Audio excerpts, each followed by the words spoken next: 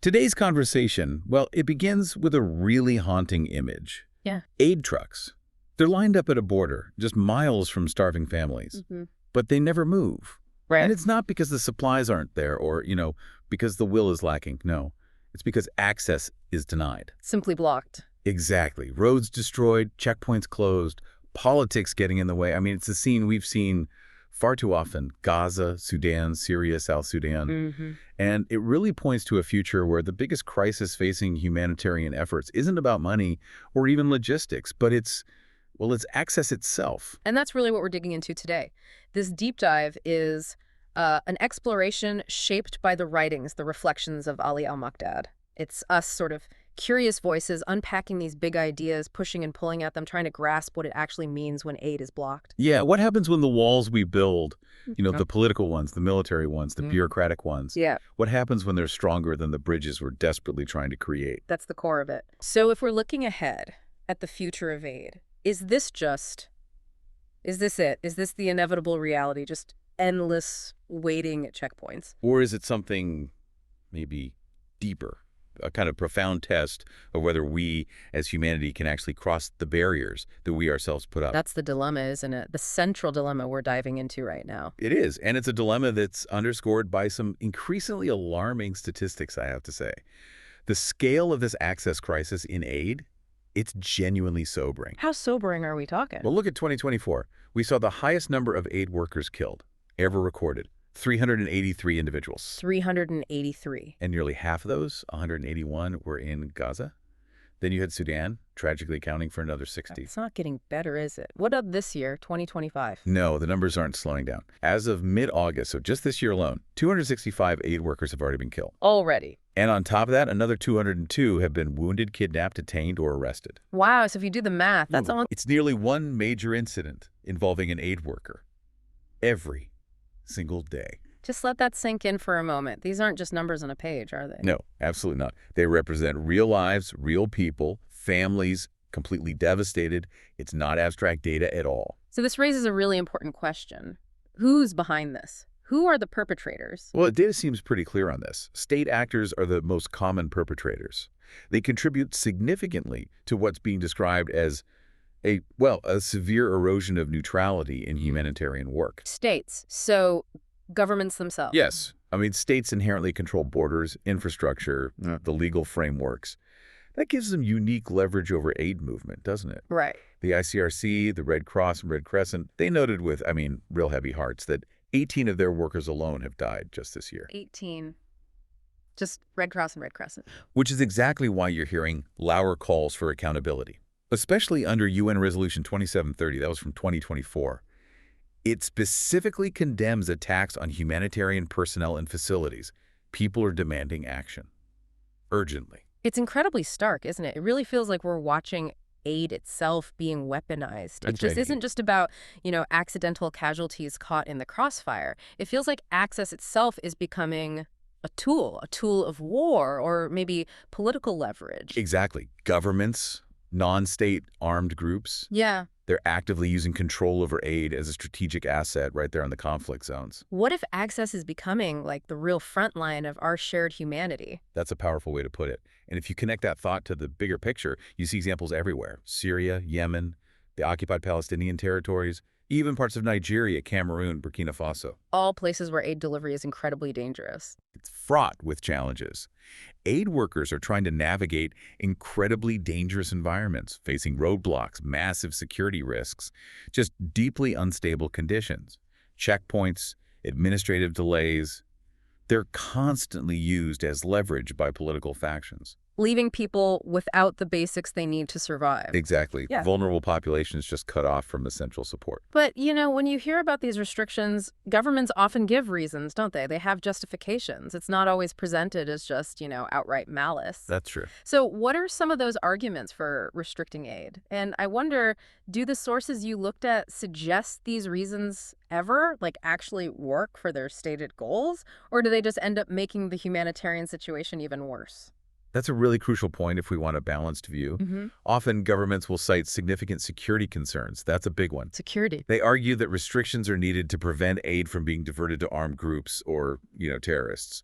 They claim it could prolong conflicts or fund violence. It falls into the wrong hands. Right, like the argument sometimes made regarding Gaza and Hamas. Precisely.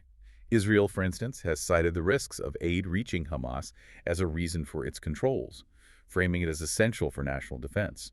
You see similar arguments from parties in Yemen and Sudan, restricting access to deny resources to their opponents. They see it as, well, a legitimate tactic of war. And then beyond security, there's the whole sovereignty argument, isn't there? Political control. Who gets to decide what counts as a legitimate restriction? Exactly that.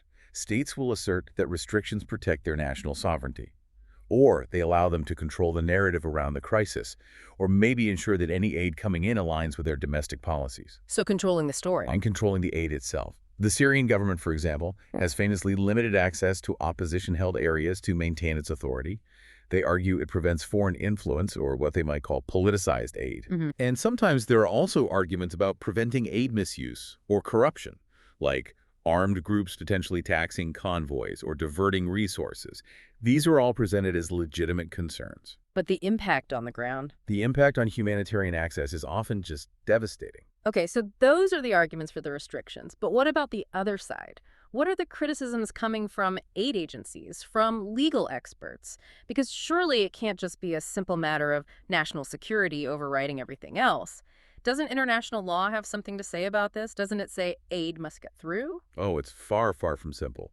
Critics, including, the UN, human rights organizations, they strongly contend that these kinds of restrictions often violate international humanitarian law, IHL. And the Geneva Conventions and all that. Exactly. The Geneva Conventions, the foundational rules meant to limit suffering in war and protect civilians.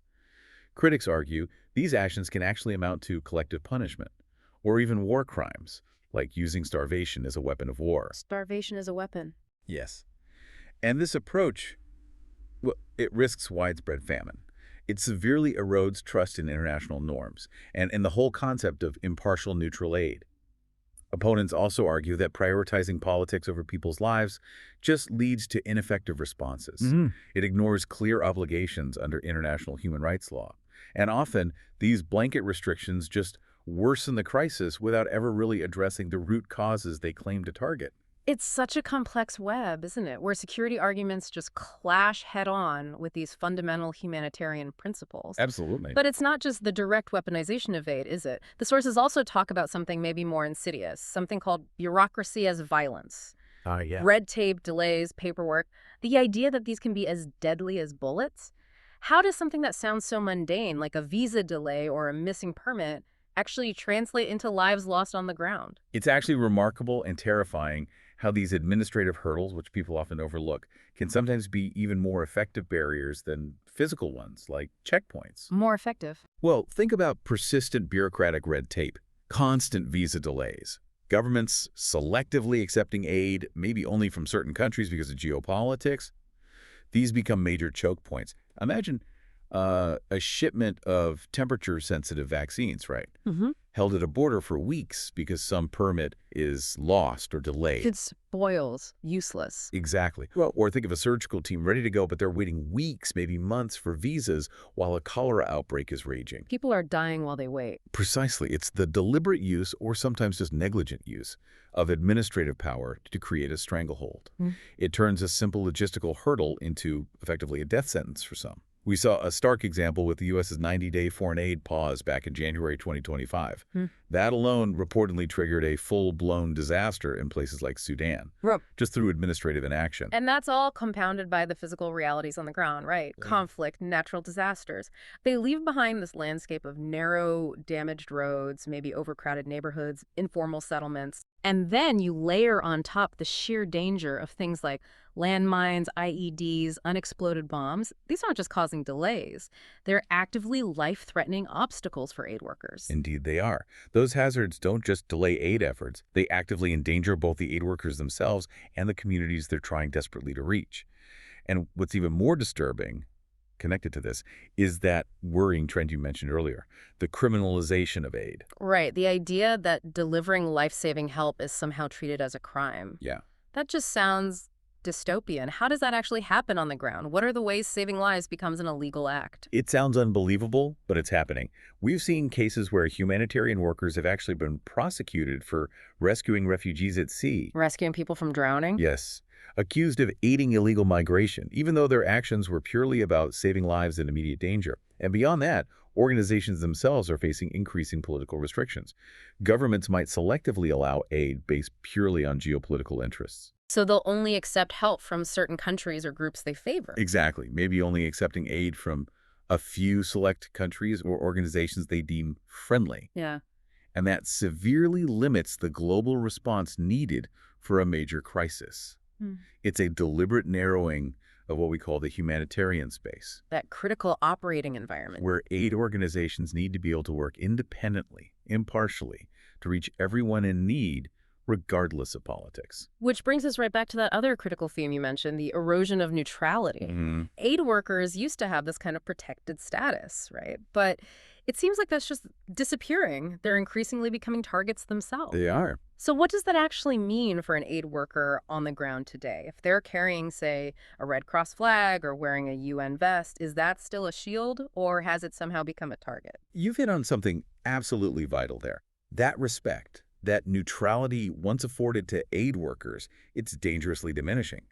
In so many regions, the occupied Palestinian territories, Ukraine, Yemen, the DRC, South Sudan, Syria, Afghanistan, Sudan, humanitarian convoys, and individual workers are increasingly being attacked, kidnapped, or killed, often with very little protection or recourse. So the symbols don't protect anymore? Increasingly, no. This trend means aid workers are often no longer seen as these impartial providers of relief. Instead, they get perceived, rightly or wrongly, as political actors aligned with one side or another. And that makes their already critical work even more perilous. In many, many cases, that flag or that vest is tragically no longer the shield it once was. And then, as if all these human-made barriers weren't enough, we have this huge, escalating challenge of climate and natural disasters acting as barriers, too. Yes, the environmental dimension is critical. How is climate change making aid access even harder? You know, roads literally under floodwater, cities turned to rubble by storms. What we're clearly seeing is how natural disasters, which are being intensified by climate change, are making aid access fundamentally more difficult, sometimes impossible. We're seeing unprecedented floods that isolate entire regions for months on end, like we've seen in South Sudan. Cut off completely. Completely. Or devastating cyclones like those that hit Mozambique, leaving remote areas utterly unreachable for extended periods. Rising sea levels and intensified monsoon flooding disrupt critical aid routes in places like Bangladesh. The Philippines faces worsening typhoons, making it a constant struggle just to deliver essential supplies. And drought. And in the Sahel region of Africa, you have this devastating combination of severe droughts, made worse by climate change, combined with ongoing violence. It pushes populations to the absolute brink of starvation and makes delivering aid incredibly challenging and dangerous. These might seem like forces of nature, but their increased intensity and frequency. That's largely a human-caused problem compounding the access crisis. Okay, so this brings us to a moment for you, the listener, to maybe pause and think just for a second. Think about your own community, where you live. What's one barrier there? Maybe it's not checkpoints or bombed out roads. Maybe it's something like complex paperwork or local politics or even just prejudice, but something that keeps help from reaching where it's most needed. Just hold that thought in your mind as we continue. Yeah, hold that thought, because as you reflect on that, it becomes really clear that the future of humanitarian aid isn't just about finding more money or getting better logistics, important as those are. It really demands a fundamental shift in how we even approach access, leveraging all the data and the hard-won experiences from these incredibly challenging places. So given all this incredibly bleak picture we've painted, what needs to change? What are the pathways forward? Where's the hope? Well, a critical starting point has to be diplomacy and strengthening international law. There's just an urgent need for more concerted diplomatic efforts to prioritize opening humanitarian corridors. And critically, to reinforce the international laws that are supposed to protect aid workers and guarantee safe passage for aid. But reinforcement needs commitment, right? Yeah. Real commitment from global leaders to actually uphold these norms. Absolutely. Stronger commitments are essential. The big challenge, of course, is enforcement. How do you hold powerful states or even non-state actors accountable when They're the ones violating these principles. It requires immense political will, consistent pressure, and probably new mechanisms. And it sounds like adaptation on the ground is also absolutely key. Localization keeps coming up in the sources. Yes, localization is vital. It makes perfect sense on paper, empower local groups who know the context. But what are the real practical challenges to actually shifting power and resources to local partners? How do the big international NGOs adapt their traditional ways of working? That's a great question, because it's not simple. Localization is vital. NGOs really need to adapt how they operate, working much more closely, more collaboratively, with local partners who genuinely understand the terrain, the culture, the local politics, and who can navigate those complex barriers, often better than outsiders. Are there examples where this is working? Yes, definitely. We've seen significant successes with more localized approaches in places like Syria and the occupied Palestinian territories. There, local networks and national staff are often the primary means of getting aid into hard-to-reach areas. Same in Turkey and Myanmar. Local NGOs and community groups have become absolutely essential for delivery. But the challenges you mentioned. The challenges are real. Ensuring local groups get the necessary capacity building and support, not just funding, addressing potential funding disparities between international and local groups, figuring out accountability issues, and navigating the fact that local groups might operate under different political pressures or neutrality principles than international ones. It's a really delicate balance of building trust and genuinely empowering local actors. So it's about shifting power, shifting trust to those who are already there, often risking their lives. What about beyond the local level? What kind of collaboration and advocacy is needed globally? How do you actually build that diplomatic pressure you talked about? That's where broader advocacy and collaboration, sometimes called soft power, really come into play. Humanitarian organizations need to work together much more effectively, forming alliances, launching coordinated advocacy campaigns, engaging in tough negotiations to build that diplomatic pressure for unimpeded access. Who leads that? Well, major international players have a huge role, the UN, obviously, the Red Cross and Red Crescent movement, regional bodies like the European Union and the African Union.